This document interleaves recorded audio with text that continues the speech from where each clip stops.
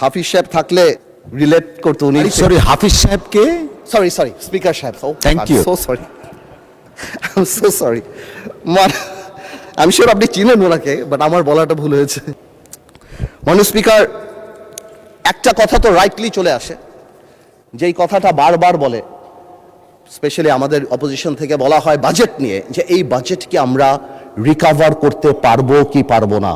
বা আমরা কি যেই পরিমাণ অর্থ আমাদের recover because NBR doesn't have a good track record এটা একদম দিবালোকের মতো সত্য আমার দাঁড়িয়ে বললে তো হবে না যে না আমরা এটা করতে পারবো এনবিআর ট্র্যাক রেকর্ড ভালো না কিন্তু এটা মানতে হবে এনবিআর এর ট্র্যাক রেকর্ড কবে ভালো না এনবিআর এর ট্র্যাক রেকর্ড তখন ভালো না যেই 17 বছর there was state patronised corruption in this country তখন এনবিআর রেকর্ড ভালো না যখন এই বাংলাদেশে বাজেটই করা হতো সেই দরবেশ লোটাস কামালের একটা গ্রুপ মিলে যাদের কাজই ছিল কিভাবে আমরা বাংলাদেশকে লুট করব এবং যেহেতু তাদের লুটের প্রসেসটা যাতে খুব সিম্পল হয় যে পাইপলাইনটা এনবিআর এর ডাইরেক্টর থেকে আরম্ভ করে যে প্রসেসটা তারা সবাইকে করাপ্টেড করতো আর জনগণকে কি দেখানো হতো জনগণের দেখা হতো পদ্মা সেতু 20,000 কোটি টাকার সেতু যেটা 40,000 কোটি টাকা দিয়ে বানিয়ে একটা সিম্বল অফ অ্যারোগেন্স ঠিক যেমন মমতাজ আর তাজমহল অনেকে বলে সিম্বল অফ লাভ আমিও সেটাকে বলতাম শাহজাহান সাহেবের সিম্বল অফ অ্যারোগেন্স যে কারণে সেই সময় সব ধ্বংস মানুষের হাত কেটে দেওয়া হতো কিন্তু উনি ওটা নিয়ে ব্যস্ত ছিল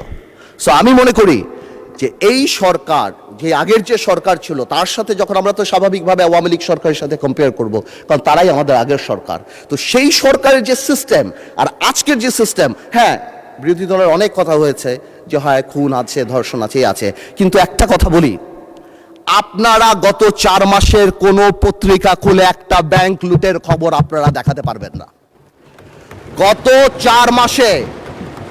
4 মাসে আপনারা কোনো ধরনের পলিটিক্যালি প্যাট্রোনাইজ আপনি যদি লাইব্রেরিতে যে শুধুমাত্র আওয়ামী লীগের প্রথম 6-7 মাসে দেখেন অতদিনেই কিন্তু বেসিক ব্যাংক খাওয়া ওই বাচ্চু সাহেব আরম্ভ করে দিয়েছিল সেপ্টেম্বর মাসে তো সুতরাং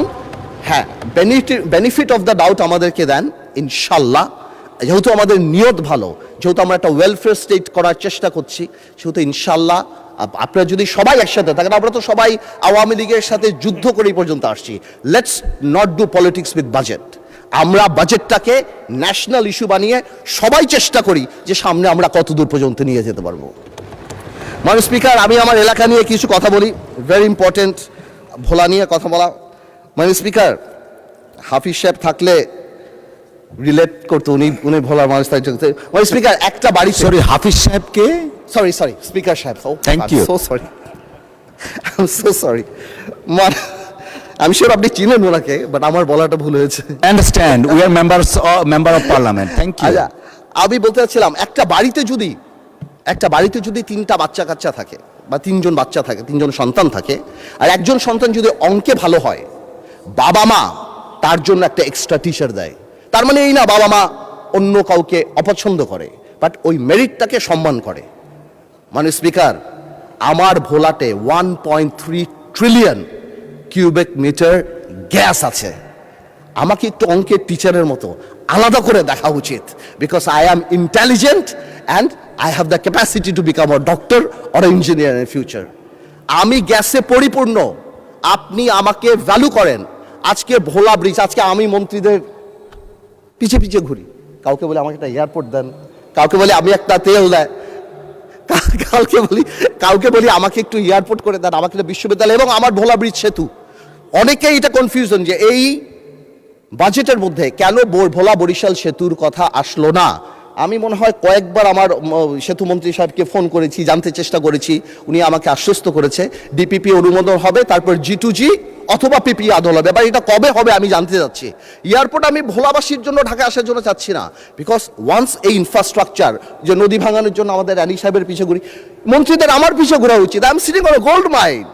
1.3 ট্রিলিয়ন কিউবিক মিটার মন্ত্রী আমার পিছে ঘুরবে পার্থু ভাই ভোলার মানুষের ঘুম ভাঙবে হেলিকপ্টারের আওয়াজে বিলিয়নিয়ার আসবে ভোলাতে আমি ভোলাকে তো সেভাবে চাই Bhola must be the workshop of Bangladesh Bhola must be the Tamil Nadu of India Bhola must be the শোজ অফ চায়না ভোলা মানুষ the Selangor of Penang of Malaysia আপনারা ভোলাকে আলাদা ভোলা ডেভেলপমেন্ট কমিটি করেন। আমার হাসপাতালের জন্য ভোলার জন্য ঘুরতে হচ্ছে, আমার একটা এয়ারপোর্ট তো সম্ভবই না, আমার বলে দিচ্ছে টাকা পয়সা নাই, এয়ার স্ট্রিপ যদি আমি কেন চাচ্ছি যাতে একটা বিদেশি যখন ইনভেস্ট করতে আসে তখন সেই ইনফ্রাস্ট্রাকচারের কথা জিজ্ঞেস করে। আমি ভোলা আর ঢাকায় আসার জন্য প্লেন চাই না, আমি এই জন্য চাচ্ছি তারা জিজ্ঞেস করে হসপিটালের কি অবস্থা, ইনফ্রাস্ট্রাকচারের অবস্থা, রাস্তাঘাটের কি অবস্থা, স্কুল কলেজের কি অবস্থা, সব ভোলা ব্রিজের কি অবস্থা, এই যে ভোলা ব্রিজ সেতু আমাদের সেতুটা এটা কবে হবে, বাজেটে কেন না। আমি মাননীয় অর্থমন্ত্রীকে রিকোয়েস্ট করবো আপনি একটু ভেঙে বলে দিবেন যে কেন নাই, কি হতে পারে, কবে হতে পারে আপনার স্পিচ যখন হবে। তো এই পুরো জিনিসটা আমাদের মাথায় রাখতে হবে যে ভোলাকে আপনারা ইউজ করেন। Bhola could be the heart, Bhola could be the মানে heart of the economy of the country. আর এই কারণে আমাদের ইনফ্রাস্ট্রাকচার ডেভেলপমেন্ট অনেক দরকার। আমি মাননীয় প্রধানমন্ত্রীর দৃষ্টি আকর্ষণ করব যে ভোলা ডেভেলপমেন্ট কমিটি নামে একটা কমিটি যদি করে ভোলাকে আলাদা বরাদ্দ বা ভোলার আলাদা জিনিসগুলো, এবং আমাকে যদি, যেহেতু আমি সরকারের পার্ট না, আমি কোনো মন্ত্রী না বা আমার কোনো এক্সিকিউটিভ পাওয়ার নাই, আমাকে এরকম একটা অ্যাক্সেসিবিলিটি করে দেওয়া যাতে আমি আমার কাজগুলি খুব তাড়াতাড়ি বের করে নিয়ে আসতে পারি। মাননীয় স্পিকার, আমি আর বেশি সময় নেব না, আমি আবার সরকারকে এবং বিশেষ করে মাননীয় প্রধানমন্ত্রীকে ধন্যবাদ জানাই এবং আমি কংগ্রাচুলেট করি। এবং আমরা দেশবাসী এবং আমরা সবাই বসে আছি যে এই চুক্তির ডিটেলসগুলি আমরা ইনশাল্লাহ কবে জানবো, যাতে করে আমরা ডিটেলস আলাপ করতে পারবো। আপনাদের সবাইকে ধন্যবাদ।